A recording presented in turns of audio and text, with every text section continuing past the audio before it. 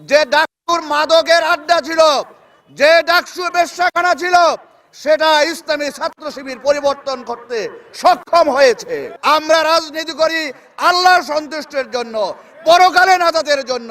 আমরা দেখছি ডাকসু নির্বাচনের পরে যে ডাকসুর মাদকের আড্ডা ছিল, যে ডাকসু বেশ্যাখানা ছিল, সেটা ইসলামী ছাত্র শিবির পরিবর্তন করতে সক্ষম হয়েছে। তাই এই বাংলাদেশ থেকে সকল প্রকার অন্যায়, সকল প্রকার চাঁদাবাজ, সকল প্রকার দুর্নীতি এটা উৎখাত করতে জামাত ইসলামী সক্ষম। তাই আমরা আপনাদেরকে আহ্বান জানাচ্ছি, আপনারা ধৈর্য ধরে যত ভয় ভীতিকে উপেক্ষা করে ইমানের শক্তি নিয়ে, কারণ আমরা যে কাজটা করি এটা ইবাদতের কাজ, আমরা রাজনীতি করি আল্লাহর সন্তুষ্টির জন্য, পরকালে নাজাতের জন্য।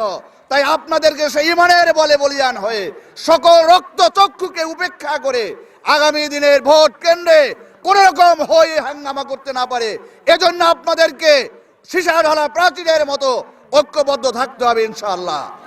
তাই আপনাদেরকে আমি উদাত্ত আহ্বান জানাচ্ছি, আপনারা বাংলাদেশের গুরুত্বপূর্ণ বিশ্ববিদ্যালয়গুলো যে পরিবর্তন দেখেছেন, যে ছাত্ররা ছাত্রীরা তারা ছাত্র শিবিরের পক্ষে ভোট দিয়েছে, তাদের বাবা মারা তো এই গ্রামেরই নাকি?